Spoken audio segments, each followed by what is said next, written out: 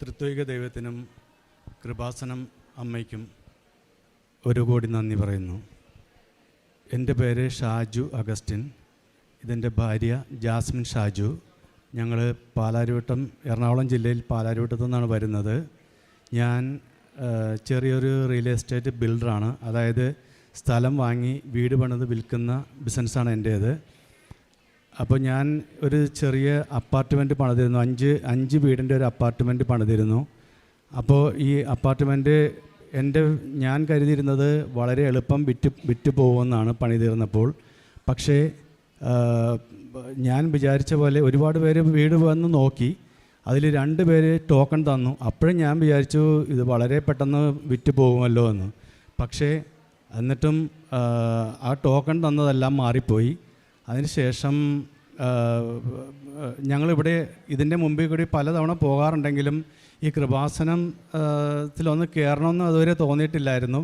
പക്ഷേ സാമ്പത്തികമായിട്ട് ഇങ്ങനത്തെ പ്രശ്നം വന്നു കഴിഞ്ഞപ്പോൾ എൻ്റെ ഭാര്യ എൻ്റെ അടുത്ത് പറഞ്ഞു നമുക്കൊന്ന് കൃപാസനത്തിൽ പോകാം എന്ന്. അങ്ങനെ ഞങ്ങൾ ഇവിടെ വന്ന് കൃപാസനത്തിൽ വന്നു. പക്ഷേ ആദ്യ തവണ വന്നപ്പോൾ ഞങ്ങൾക്ക് ഈ തിരക്ക് കാരണം ആകെ ഒരു അസ്വസ്ഥതയായിരുന്നു. അന്നും ഉടമ്പടി എടുക്കണമെന്നുള്ളൊരു ചിന്ത മനസ്സിലുണ്ടായിരുന്നില്ല. അതിനുശേഷം വീണ്ടും ഒരു തവണ കൂടി വന്നപ്പോഴാണ് ഇവിടെ ഒരു സാക്ഷ്യം കേട്ടത്. ഒരു ബാംഗ്ലൂരിൽ നിന്ന് ഒരു ഫാമിലി വന്നിട്ട് ഭർത്താവിന് മകളുടെ കല്യാണമായി. പക്ഷേ ഭർത്താവിന് പെട്ടെന്ന് കണ്ണ് കാണാതെയായി. അപ്പോൾ ഇവർ പ്രാർത്ഥിച്ചു, ദൈവമേ ഈ കെട്ടിവരുന്ന പയ്യനെ ഇന്ന് കാണാൻ പറ്റില്ലല്ലോ ഭർത്താവിനെന്ന്.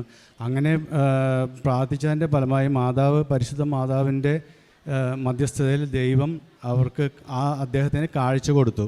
അപ്പോൾ അത് കേട്ടപ്പോൾ ഞങ്ങൾക്ക് കുറച്ചുകൂടി വിശ്വാസമായി. അപ്പം ഞങ്ങൾ പിറ്റേ ആഴ്ച വന്നിട്ട് സാക്ഷ്യം ഉടമ്പടി എടുക്കാമെന്ന് ഞങ്ങൾ തീരുമാനിച്ചു. അങ്ങനെ പിറ്റേ ആഴ്ച ഞങ്ങളിവിടെ വന്ന് ഞാൻ ഉടമ്പടി എടുത്തു. അതിനുശേഷം ഇവിടെ നിന്ന് കൊണ്ടുപോയ ഉടമ്പടി തൈലവും ഉപ്പും പിന്നെ തേനും ഞാൻ വിൽക്കാനുള്ള 5 വീടാണ് ഞാൻ പണിതതെന്ന് പറഞ്ഞല്ലോ. അതിൽ ഒരു വീട് ഞാൻ വാടകയ്ക്ക് കൊടുത്തു. ബാക്കി 4 വീടാണ് എനിക്ക് വിൽക്കാനുണ്ടായിരുന്നത്. അപ്പോൾ ഈ 4 വീടിൽ ഞാൻ ചെന്ന് എന്നും ഈ ഉപ്പും അതിൻ്റെ ചുറ്റിനും ഉപ്പും പിന്നെ ഈ തേനും കൃപാസനം തൈലവും ഞാൻ ഡോറയിലും അതിൻ്റെ ഓരോരോ ഭാഗങ്ങളിലും ഞാൻ കുരിശ് വരച്ച് വിശ്വാസ പ്രമാണം ചൊല്ലി ഞാൻ പ്രാർത്ഥിക്കുമായിരുന്നു. അങ്ങനെ ഓഗസ്റ്റ് 5-ാം തീയതിയാണ് ഞാനിവിടെ വന്ന് ഉടമ്പടി എടുത്തത്. ഓഗസ്റ്റ് 28-ാം തീയതി ആയപ്പോഴും ഒന്നും നടന്നില്ല. അപ്പോൾ എനിക്ക് ആകെ ടെൻഷനായി. ഞങ്ങളിവിടെ വന്ന് അച്ഛനെ കാണണമെന്ന് പറഞ്ഞപ്പോഴേക്കും ഇവിടെ ഓഫീസിൽ നിന്ന് ബ്രദർ പറഞ്ഞു, അങ്ങനെ കാണാൻ പറ്റില്ല, നിങ്ങൾ ഉടമ്പടി എടുത്തിട്ട് ഇത്രയും ദിവസമല്ലേ ആയിട്ടുള്ളൂ. അപ്പോൾ ഒരു 90 ദിവസം കഴിഞ്ഞിട്ട് നിങ്ങൾക്ക് ഇത് നടന്നില്ലെങ്കിൽ മാത്രമേ നിങ്ങൾക്ക് അച്ഛനെ കാണാൻ പറ്റുള്ളൂ എന്ന് പറയും. അങ്ങനെ അച്ഛനെ കാണാൻ പറ്റിയില്ലല്ലോ, ബഹുമാനപ്പെട്ട ജോസഫ് അച്ഛനെ കാണാൻ പറ്റിയില്ലല്ലോ എന്നുള്ള ഒരു വിഷമത്തിൽ ഞങ്ങൾ ഇവിടുന്ന് പോയി. അതിനുശേഷം ഞാൻ ഓഗസ്റ്റ് 5-ാം തീയതി ഉടമ്പടി എടുത്തു.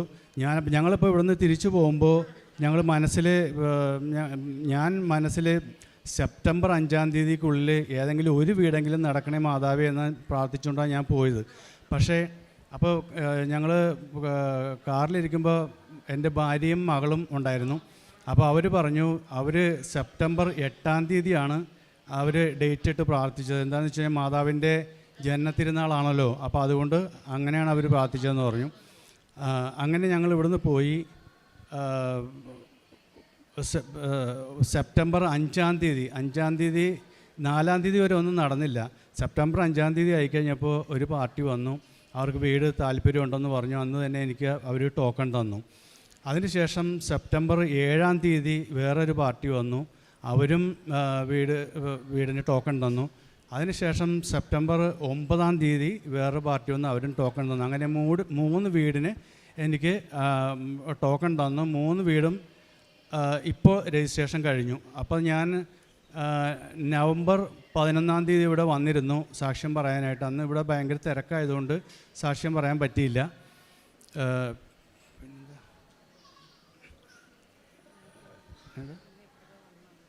പിന്നെ ഞങ്ങൾ ഇപ്പോഴാണ് ഞങ്ങൾക്ക് വരാൻ പറ്റിയത്. പിന്നെന്താ ബാക്കി ഞാൻ എൻ്റെ ഭാര്യയ്ക്ക് കൊടുക്കാം. പരിശുദ്ധ ദൈവമാതാവിന് 1000 കോടാനുകോടി നന്ദി പറയുന്നു. ഞങ്ങൾ പുള്ളി പറഞ്ഞതിലൊരു ചെറിയൊരിതുണ്ട്. ഞങ്ങൾ ലോൺ എടുത്താണ്, ബാങ്കിൻ്റെ ലോൺ എടുത്താണ് ഈ അപ്പാർട്ട്മെൻറ്റ് ചെയ്തത്. അപ്പം നമുക്കൊരു സമയത്തിനുള്ളിൽ അത് അടയ്ക്കാൻ പറ്റിയില്ലെങ്കിൽ എല്ലാവർക്കും അറിയാമല്ലോ, ലോൺ എടുത്ത് ചെയ്താലുള്ള അവസ്ഥ. ഒരു സമയം കഴിഞ്ഞപ്പോൾ ബാങ്കുകാർ ഞങ്ങളെ ഒരുപാട് ശല്യപ്പെടുത്താൻ തുടങ്ങി. അപ്പോഴാണ് ഞങ്ങൾക്ക് കൃപാസനം, ഇതിൻ്റെ മുമ്പിൽ കൂടെ ഞങ്ങൾ ഒരുപാട് തവണ യാത്ര ചെയ്തവരാണ്. അപ്പോഴൊക്കെ ഞങ്ങൾക്കൊരിത് തോന്നി, ഒരു എന്താണെന്ന് വെച്ചാൽ എവിടെ എന്തുണ്ടായാലും ആൾക്കാർ ഓടിക്കൂടും എന്നുള്ളൊരു മൈൻഡാണ്. ഞങ്ങളും ഇങ്ങനെ നോക്കും, ഇങ്ങനെ ചിരിക്കും, ഞങ്ങളങ്ങ് പോവും. പക്ഷേ ബാങ്കിൽ നിന്ന് വിളികൾ വന്നപ്പോൾ ആൾക്കാരെല്ലാം വീട് കയറി ഇറങ്ങി നോക്കുക, തിരിച്ചു പോവുക. അപ്പം നമുക്കും അത് ബാങ്കിൽ നിന്ന് മാനേജർ പറഞ്ഞു, ഇത്രാം തീയതിക്കകം ഇത് അടയ്ക്കാൻ തുടങ്ങിയില്ലെങ്കിൽ വീട് ജപ്തി ചെയ്യുമെന്ന് പറഞ്ഞു. അപ്പം ഞങ്ങൾക്ക് ഭയങ്കര മാനസികമായിട്ടുള്ള വിഷമമായിരുന്നു. അങ്ങനെയാണ് ഞങ്ങൾ കൃപാസനം മാതാവിനോട് വന്ന് പ്രാർത്ഥിച്ചാൽ ഇത് നടക്കുമെന്ന് ഞങ്ങൾക്കൊരു തോന്നൽ വന്ന്, അങ്ങനെ ഞങ്ങളൊരു വെള്ളിയാഴ്ച ഇവിടെ വരുമ്പോൾ ഒരു 3 സാക്ഷ്യമേ ഞങ്ങൾ കേട്ടുള്ളൂ. പക്ഷേ അത് ഞങ്ങൾക്കൊന്നും, ഇവിടുത്തെ ആളും ബഹളവും ആ സാക്ഷ്യം ഞങ്ങൾക്കൊന്നും കേൾക്കാൻ പറ്റിയില്ല. വളരെ സൗണ്ട് കുറച്ചാണ് അവർ പറഞ്ഞത്. അപ്പം ഞങ്ങൾ ഇത് ഭയങ്കര തിരക്കാണല്ലോ എന്നും പറഞ്ഞ് തിരിച്ചുപോയി. പക്ഷേ വന്ന കാരണം ഞങ്ങൾക്ക് ഏതെങ്കിലും ഒരെണ്ണം മാതാവ് നടത്തി തരുമെന്ന് ഞങ്ങൾ വിശ്വസിച്ചു. പക്ഷേ പിറ്റേ വെള്ളിയാഴ്ച വരെ ഒന്നും നടന്നില്ല. അത് കഴിഞ്ഞ് പിറ്റേ വെള്ളിയാഴ്ചയും ഞങ്ങൾ വന്നു. ഇങ്ങനെ വന്ന് ഞങ്ങളവിടെ കസേരയിലിരിക്കുക. അപ്പം ഒരു സാക്ഷ്യമാണ് ഈ പുള്ളി പറഞ്ഞത്. ബാംഗ്ലൂരിൽ നിന്ന് വന്ന ഒരമ്മ പറഞ്ഞൊരു സാക്ഷ്യം, അത് ഞങ്ങളെ വല്ലാണ്ട് അങ്ങ് കുലുക്കി. അത് കഴിഞ്ഞ് ചെന്നപ്പോൾ ഒരു ടോക്കണായി, അതങ്ങ് മാറിപ്പോയി. 2 ദിവസം കഴിഞ്ഞപ്പോൾ അതങ്ങ് മാറിപ്പോയി. പിന്നെ പിറ്റേ ശനിയാഴ്ച വന്നാണ്, 3 ആഴ്ച അടുപ്പിച്ച് വന്ന് ആ ശനിയാഴ്ച വന്നാണ് പുള്ളി ഉടമ്പടി എടുത്തത്. സെപ്റ്റംബർ 5 പുള്ളി എടുത്തു. ഞാനും മോളും പുറത്തിരുന്ന് സെപ്റ്റംബർ 8 ഓഗസ്റ്റ് 5-ാം തീയതി ഉടമ്പടി എടുത്തു. സെപ്റ്റംബർ 5-ാം തീയതി പുള്ളി ഡേറ്റ് ഇട്ട് പ്രാർത്ഥിച്ചു. ഞങ്ങളും മോളും സെപ്റ്റംബർ 8-ാം തീയതി ഡേറ്റ് ഇട്ട് പ്രാർത്ഥിച്ചു. പക്ഷേ ഈ 3 ദിവസത്തിനുള്ളിൽ 3 വീടും ടോക്കണായി. ഇപ്പോൾ അതിൻ്റെ രജിസ്ട്രേഷൻ കഴിഞ്ഞു. ഞങ്ങളെ ഒത്തിരി കടത്തിൽ നിന്നും കടക്കണിയിൽ നിന്നും ഞങ്ങളെ ഈ മാതാവ് അനുഗ്രഹിച്ചു. ഇപ്പം ഞങ്ങൾ ഒരുപാട് പേരോട് ഇത് സാക്ഷ്യം പറയുകയും ഒരുപാട് പേര് ഞങ്ങൾ ഈ പത്രം വിതരണം ചെയ്യും. ഞങ്ങൾ ഇവിടെ എപ്പോഴും എല്ലാവരും പറയും നമ്മൾ ഹോസ്പിറ്റലിൽ കൊണ്ടുവന്ന് ഇത് വിതരണം ചെയ്യണമെന്ന്. പക്ഷേ ഞങ്ങൾ എറണാകുളം ജനറൽ ഹോസ്പിറ്റലിൽ പത്രവും കൊണ്ട് ചെന്നപ്പോൾ ഞങ്ങൾ കണ്ട കാഴ്ച, പത്രം അവിടെ ഇട്ട് ആൾക്കാർക്ക് അതൊന്നും ഈ പത്രമൊന്നും അവർക്ക് വേണ്ട. ശരിക്കും പറഞ്ഞാൽ അവിടെ എല്ലാ കസേരയിലും ഈ പത്രം കിടക്കുക, അവിടെ താഴെ ഇട്ട് ചവിട്ടുന്നുണ്ട്. അപ്പം ഞങ്ങൾ ഈ പത്രം ചുരുട്ടി അങ്ങ് പിടിച്ച് കൊടുത്തില്ല ഞങ്ങൾ. അപ്പം ഞങ്ങൾ വിചാരിച്ച് ഫുഡ് മേടിച്ച് കൊടുക്കാമെന്ന്. അപ്പം നോക്കിയപ്പോൾ അവിടെ ഫുഡ് ഇഷ്ടം പോലെ ഗവൺമെൻറ് കൊടുക്കുന്നുണ്ട്. അപ്പം ഞങ്ങൾക്ക് അതും തോന്നിയില്ല. പിന്നെ ഞങ്ങൾക്ക് തോന്നി ഇവർക്ക് ഒരു ദിവസത്തേക്കെങ്കിലുമുള്ള പൈസ കൊടുക്കാമെന്ന് ഓർത്ത്. അന്ന് നമ്മൾ വിറ്റ് പൈസ ഞങ്ങളുടെ കയ്യിലിരുന്ന കാരണം അന്നൊരു 10 പേർക്കൊരു 500 രൂപ വെച്ച് അവിടെ വെച്ച് തന്നെ കൊടുത്തു. അങ്ങനെ പിന്നെ ഇവിടെ വരുന്നതിന് മുമ്പേ ഞങ്ങളങ്ങനെ വലിയ ഒരു പ്രശ്നങ്ങളൊന്നും ആർക്കും ഉണ്ടാക്കാറില്ലായിരുന്നു. അതുകൊണ്ട് ഞങ്ങളുടെ എല്ലാ കാര്യങ്ങളും ദൈവം നടത്തി തരും എന്ന് വിശ്വസിക്കുന്ന ഒരു കുടുംബമായിരുന്നു ഞങ്ങൾ.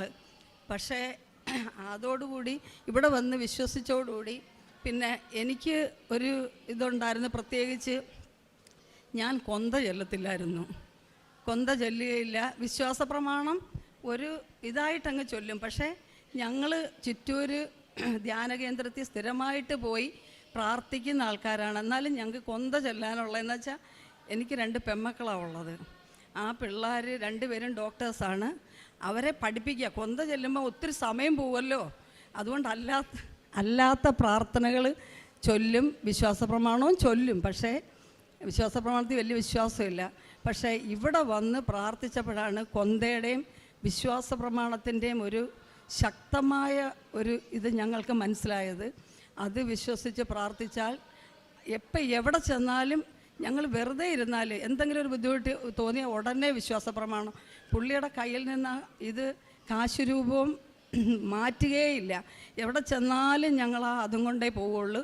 പിന്നെ കാരുണ്യ പ്രവൃത്തി എന്ന് പറഞ്ഞാൽ ഞങ്ങളിപ്പോൾ ഏകദേശം 2-3 മാസം കൂടുമ്പോഴെങ്കിലും. അതിനു മുമ്പും ഞങ്ങൾ ചെയ്യുമായിരുന്നു. എന്നുവെച്ചാൽ ഞങ്ങൾക്ക് ഒരുപാട് ബുദ്ധിമുട്ട് അറിയാമല്ലോ. നിങ്ങൾ 2 പിള്ളേർ ഡോക്ടേഴ്സ് ആവണമെങ്കിൽ അതിനുള്ള പൈസ മുടക്ക്. അപ്പം ഞങ്ങളുടെ കയ്യിൽ പൈസ എപ്പോഴും ഒന്നും ഉണ്ടാവില്ല. പക്ഷേ ആരും ഞങ്ങളുടെ മുമ്പിൽ വന്ന് കൈ നീട്ടിയാലും ഞങ്ങൾ ഓൾഡ് ഏജ് ഹോമിലും കൊടുക്കും, അവർക്കും കൊടുക്കുമായിരുന്നു. പക്ഷേ ഇപ്പോൾ അത് ശക്തമായിട്ട് ഞങ്ങൾ 2-3 മാസം കൂടുമ്പം ഓൾഡ് ഏജ് ഹോമിലെന്ന് പറഞ്ഞാൽ ഞങ്ങളെല്ലാ ഓൾഡ് ഏജ് ഹോമിലും ചെയ്യാറില്ല. എന്താണെന്ന് വെച്ചാൽ എറണാകുളത്തൊക്കെ ഒത്തിരി ഓൾഡ് ഏജ് ഹോമിൽ ഒത്തിരി ഒത്തിരി സപ്പോർട്ട് ചെയ്യുന്ന ആൾക്കാരുണ്ട്. അതിൽ റൂറലായിട്ടുള്ള ഒരു സപ്പോർട്ടും ഇല്ലാത്ത ഒത്തിരി ഓൾഡ് ഏജ് ഹോമും ഒത്തിരി കൊച്ചുങ്ങളുള്ള ഓർഫനേജസ് ഉണ്ട്. നമ്മൾ ഒരു നേരത്തെ ഫുഡും ഞങ്ങൾ അവർക്ക് ചോക്ലേറ്റ്സ്, ഐസ്ക്രീം, ഇതൊക്കെ കൊച്ചുങ്ങൾക്ക് ഏറ്റവും ഇഷ്ടമുള്ള സാധനമാണ്. അങ്ങനെ കൊണ്ടുചെല്ലുമ്പം മാതാപിതാക്കൾ ഉപേക്ഷിച്ച പിള്ളേരെ കാണുമ്പോൾ നമുക്കത് ഭയങ്കര ഒരു ഭയങ്കര ഒരു സംഭവമാണ്. അങ്ങനെ ഞങ്ങൾ ചെയ്യുന്നു. അപ്പം ഇതുവരെയുള്ള ദൈവം ഇത് ശക്തമാക്കിയതോടുകൂടി ഞങ്ങളെ ദൈവം ഒരുപാട് അനുഗ്രഹിച്ചു ഞങ്ങളുടെ കുടുംബത്തെ. ഒരു പ്രാർത്ഥനാ നിയോഗവും കൂടെ ഉണ്ട് എനിക്ക്. ഈ അപ്പാർട്ട്മെൻറ്റ് ചെയ്തതോടുകൂടി പുള്ളിയുടെ മുട്ട് നടന്ന് കയറി മുട്ടിന് ഭയങ്കര നീരായി. അപ്പം ഞങ്ങളൊരു ഡോക്ടറെ കാണിച്ചൊരു ഇഞ്ചക്ഷൻ ചെയ്തിരിക്കുവാണ്. കുറവുണ്ട്, എന്നാലും അത് മാറിയിട്ടില്ല. പക്ഷേ ഇവിടെ വന്ന് സാക്ഷ്യപ്പെടുത്താൻ സമയം വൈകിയത് കൊണ്ടാണ് അത് മാറാത്തതെന്നാണ് ഞങ്ങൾ പൂർണ്ണമായി വിശ്വസിക്കുന്നത്. നിങ്ങൾ ഞങ്ങൾക്ക് വേണ്ടിയും പ്രാർത്ഥിക്കണം. ഈശോയ്ക്കും മാതാവിനും ഒത്തിരി നന്ദി പറയുന്നു. പരിശുദ്ധ